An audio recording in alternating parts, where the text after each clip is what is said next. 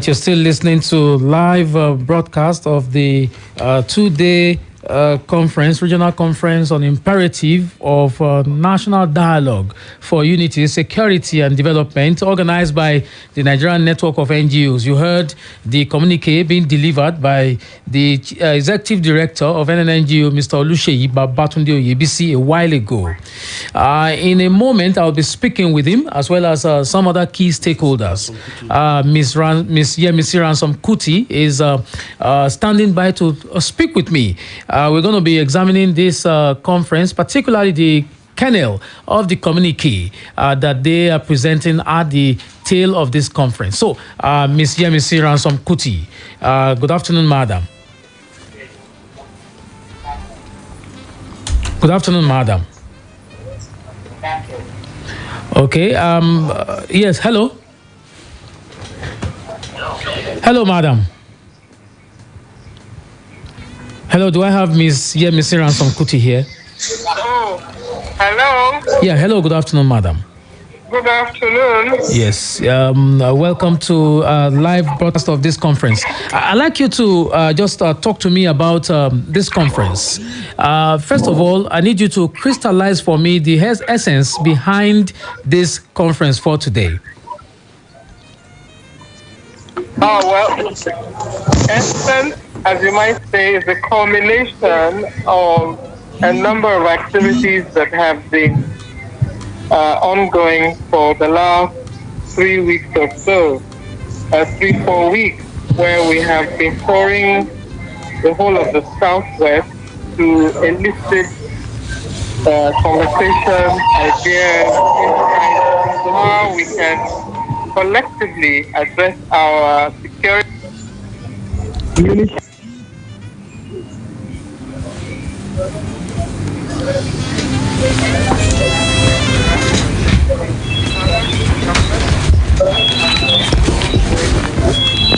So this is what has culminated to today's communique, which you had just heard. Adam, okay, so I'd like to take a look at a few items in the communique. First of all, there's this about 6 or 7 items that I could pick out of the communique. I'd like to address one of them. And concerning security particularly, the stakeholders are asking for acceleration of the community policing particle. I remember that this is a very key matter that we've been talking about across the nation for some time now. Tell me about how we came about this resolution really, and what specific thing the civil society organizers or actors are asking the federal government, the state governments, as well as the police formations to do. Well, as I said earlier, a lot of what is coming out of the community is the result of the conversations that we have had. Community policing may mean different things in terms of structure to different communities. So the fact that we have this broad agreement that there should be community policing, which means the community will be kind of front and center in organizing the way that community is policed. Whether you want to call it community policing, you want to call it neighborhood watch, you want to call it citizens assembly, or whatever work for each community. And of course, when the community comes together and begins to dialogue on how that framework should apply, government will be involved. So government will have its own idea of how community policing should be. The security outfit will have its own idea of how that process should be implemented. Then the various players in the community, whether it's a ballet or a sheikh or an emir or whatever, or an otumba or a babalodu of something, whoever is in the community who has some ability to contribute, who has a stake in that community, whether they're businessmen or women or community leader or woman leader, whoever it is, that what we're encouraging is that communities come together. Communities begin to design what works best for them and how that design fits into the broader security architecture. So that when a community has issues, how does it communicate with the security agencies, the police or the, what do you call them, the civil defense or whoever it is, but it must be planned, it must be structured. So that everybody in the community knows who to call. We had a meeting with the Olatunbosun, who has created a system within his domain where everybody calls him if they have issues. He has meetings with all the agencies, whether they're army, military, navy, police, civil defense, and then all the stakeholders, the youth, the traders, whoever it is. He meets with them regularly, and he has created this hotline where they can reach it, because somebody in the community may not be able to feel comfortable calling the police. But if they call the Olota and he's able to call on the relevant agency, then the solution will be addressed. And he says he has had no issues of kidnapping, of herders, because the Fulani settlers in his domain are also part of that meeting. So it is that coming together, that model, that every community must begin to see what works for them. But what is going to be effective is that if all the stakeholders are on the table and every voice is given, audience, that everybody is able to articulate their concern, and the mechanism for engagement, the way the World Bank member, United Nations Task Force on Hearings for the high-level plenary meeting of the 65th session of the General Assembly, and an international observer at the center, recently concluded Ugandan elections. Thank you very much, madam. I'd like to have Sir Bola Abimbola. He is of the Savannah Center. Sir Bola Abimbola, can we just have you for a brief moment? Particularly, I will hand you over to him. Yes, madam. Thank you very much, madam. Sir Bola Abimbola, can I, just have you for a moment? Yeah, thank you, Mr. Olatunbosun. I'm with you. Okay. I'd like you to just give me an idea of, first of all, your perception of the conclusions of this conference, and then come to one specific matter that I thought you'd like to speak to. Well, basically, my perception is a positive one. I'm particularly excited that we are starting something new, and I'm glad that NGO is taking the lead of this something very new in the Southwest, where we try to bridge, the gap in terms of interaction between the civil society organization and state actors. And for me, this is the first shot, and it has been an amazing experience. Thank you very much. Okay, so let me go to specifics. I know that the communique addressed quite a number of issues on unity, on security, on women and development, and all that. I'd like to speak to this matter of youth and development. What model would you say we should adopt for the youth to take ownership of the leadership process in the Nigerian political space? Well, it is difficult for anyone, to speak to a model who may work when we've not really, construct very widely. And that is what this meeting is trying to achieve. I believe if I share my personal experience with you and it doesn't work with what the generality of the people depending on the zone, maybe it become an effort in futility.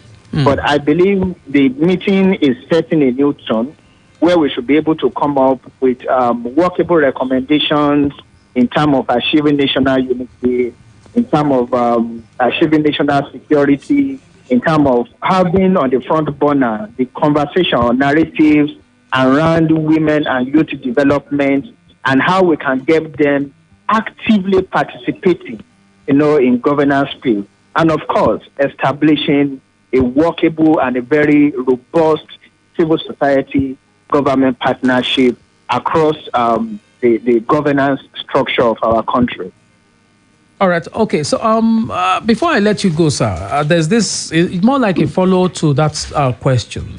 If you look at the key political parties in the country, and if you look at the numbers that we are turning out in the National Assembly, even at the state assembly level, there are some states that have paucity of women and youth representation. So maybe you'd like to talk to how civil society needs to engage the political parties to create more opportunities for youth and women. Yeah, it's everything come down to what this conference is trying to achieve.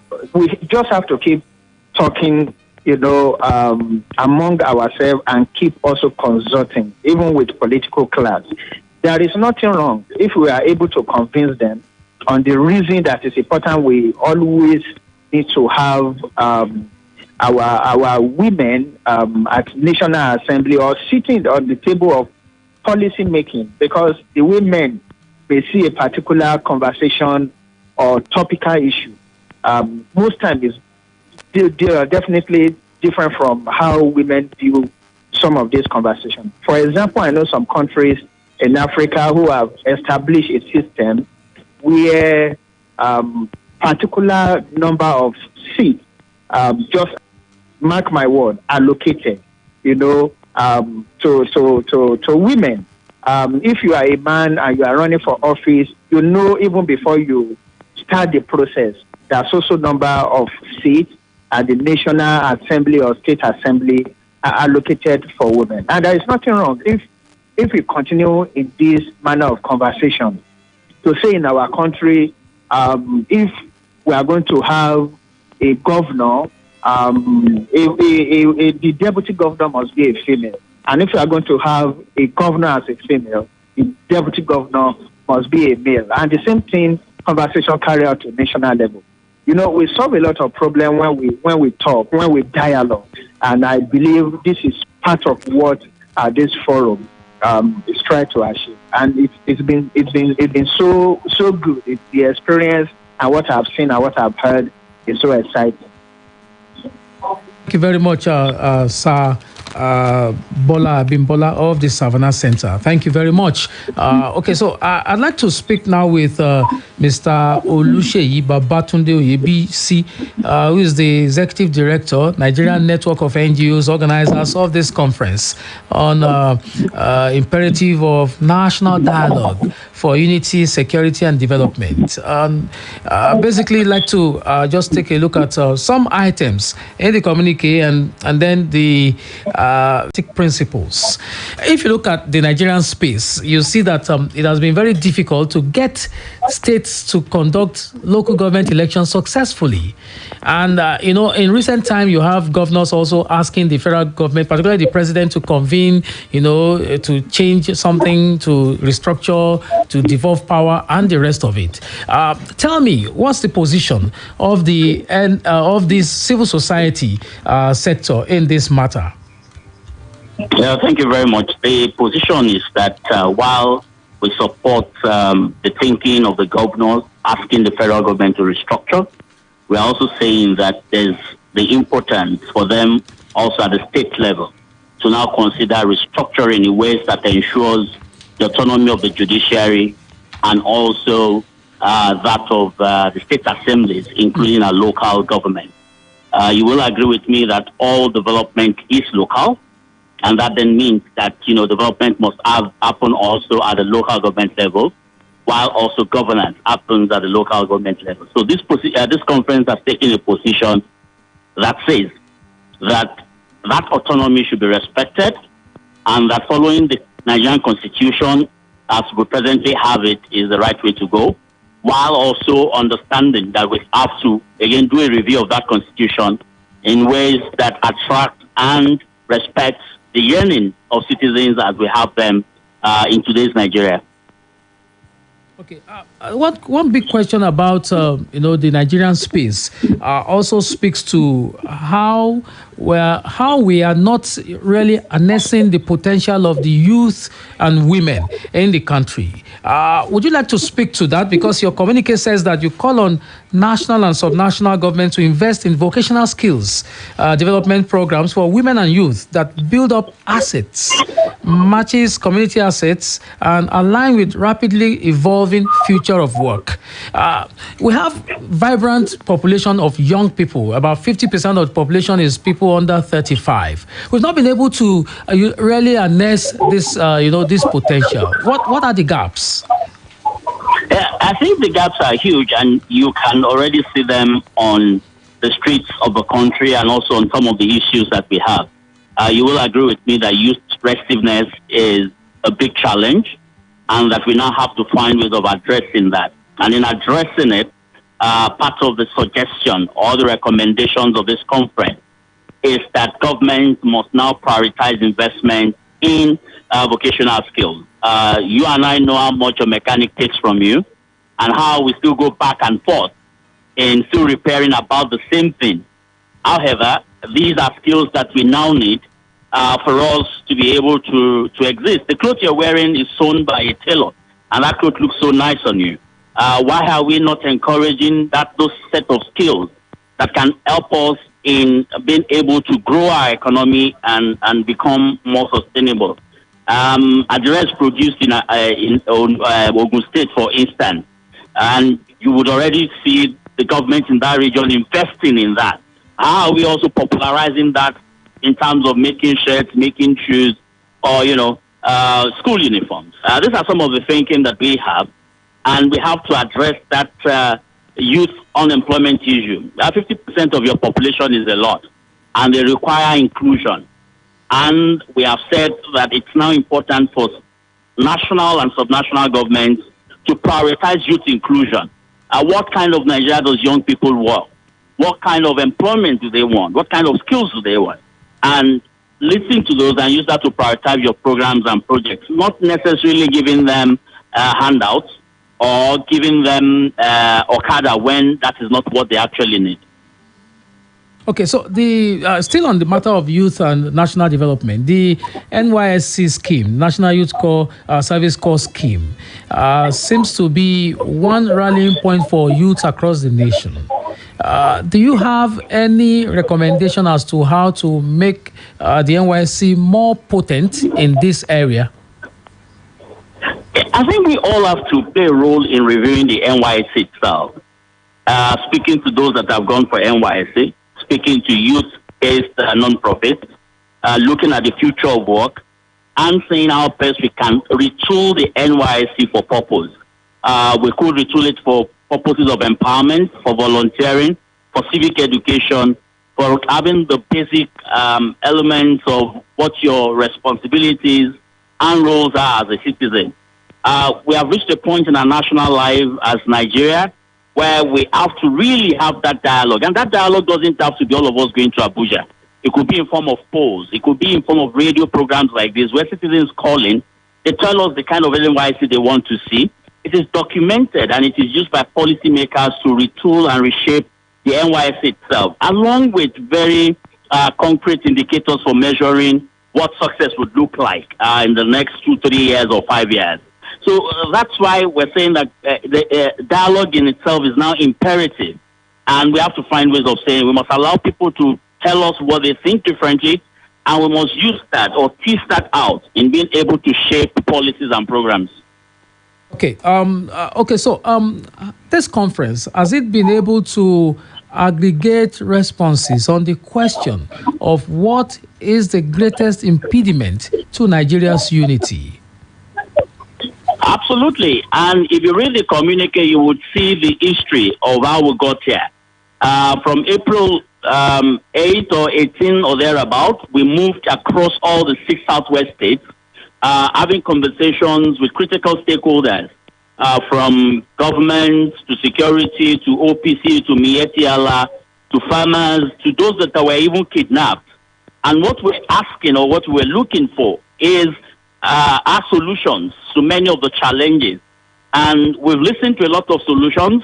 We are putting those solutions now into an official report that will go to all critical stakeholders. That report will be clear as to what we want government to do, how we think they can do them, and also provide them with case studies of success that we've seen elsewhere. And sometimes we'll also give them case studies of failures that we've seen elsewhere. And we do hope that going forward, that would help our policymakers to think through what citizens have said, use that to prioritize policies, and would hopefully see some level of change. So we're not just doing this for doing sake. We'll still come back to individuals and stations like yourself for us to capture the whole essence of citizens' engagement, and also for you to also play your role as media organizations. Okay, so now before I let you go, two more questions. Number one, you are also calling on government and civil society partnership, which is a very important element of the SDG as well, goal number 17. And the question for me is, in this era of open government partnership and the rest of it, Nigeria joined the open government partnership in 2016. Let's have the scorecard in the first instance before we go to the next level in this question. Are you still there? Hello? Yeah, are you still there?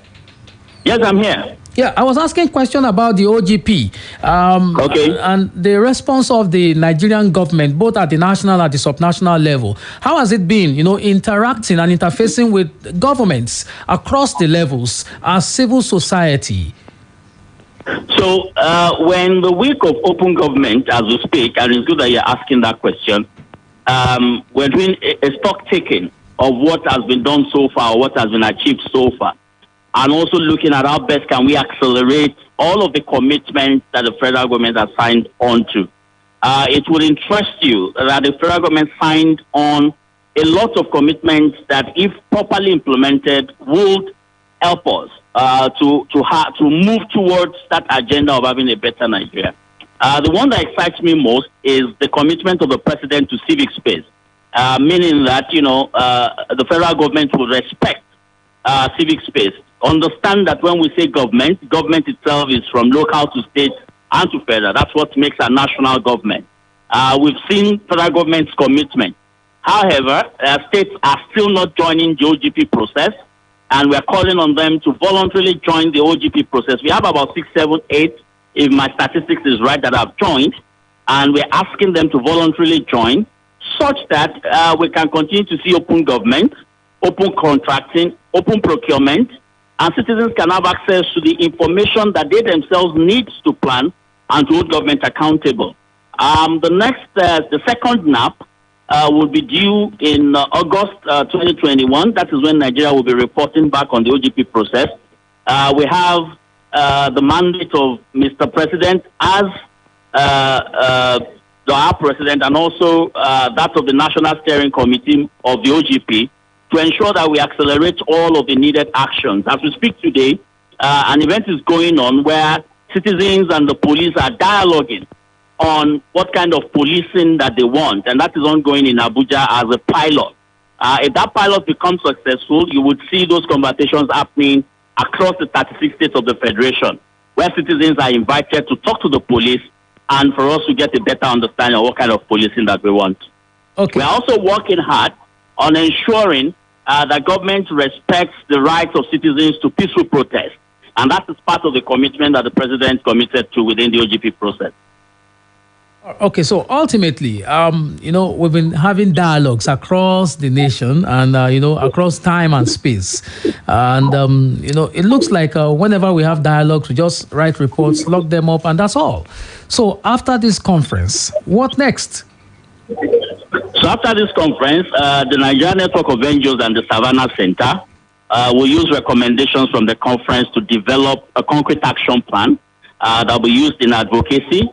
And again, all the critical stakeholders that we've consulted across the 6 Southwest states will continue to be engaged. If we need to write letters, we write letters. If we need to all go to meet with whoever we know can move the muscle on some of our recommendations, we will travel down to go and meet with them and let them understand what we want and how we think these things can be achieved. So it's an era of partnership, however, one that respects the independence of the non-profit sector and one that builds citizens' trust. Okay, so lastly, you were talking about engagement, and I thought I should ask about, when you talk about organized civil society, and you also have, on the other hand, you have the regular Nigerian out there. How do you want the regular Nigerian to respond to all these conversations that we've been having over time? It looks like it's just the civil society that, are also talking. What about the people? What should they be doing? So we expect that many of the conversations that we've had today are conversations that are also going on social media. We expect that citizens would also pay attention to their own security at first. 2 is that they would also get more interested in local governance and what is happening in that community. 3 is the fact that they would pay more attention to what federal government is doing and how it benefits them.